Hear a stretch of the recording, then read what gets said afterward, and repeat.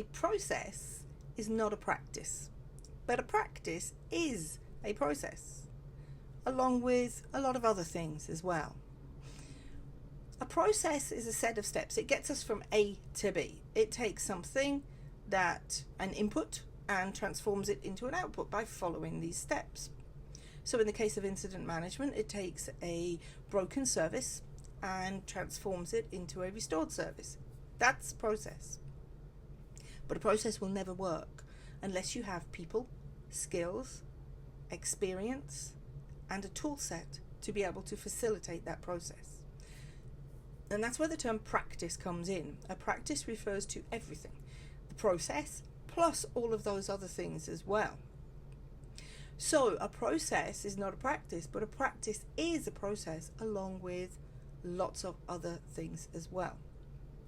So when we define a process, a set of steps, then we must define that process with all of the other elements of the practice as well. And I also want to bring in the term common sense, because we do need to think about our common sense. We do need to think about our users and our customers when we are defining our process also. And there are two elements to that. One is to think about our suppliers and our vendors. We can define the best incident management practice in the world. Absolutely amazing. It gets us from a broken service to a fixed service in 2 hours at 99.9% of the time. Absolutely amazing. But what is the use of that if our vendors cannot support that? More often than not, we're using software as a service for some of our services, and if our vendors are not able to support that particular service level target, then why are we agreeing that service level target, and why are we creating that process in order to meet that service level target for our customers? Because it's not going to be achievable. That's where SIAM comes in. We have to think about our vendors, and we have to think about what they can provide for us. And the common sense part of it, I'm going to tell you a little story. You'll laugh. Obviously, I'm British. You can guess by the accent. I'm also an American, and I live in the US now. And my insurance company has a mascot, and that mascot is very small with a very distinct Cockney London accent.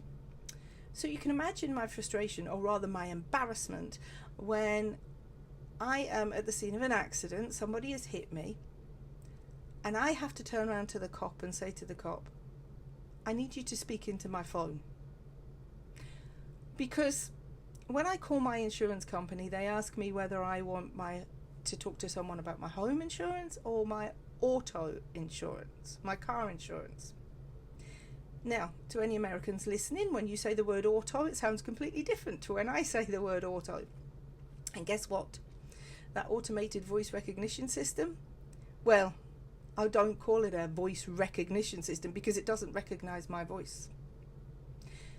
So what I have learned after many years of trying to deal with them is that what I have to do is turn around to somebody and say, here, say the word auto, and hand my phone to them.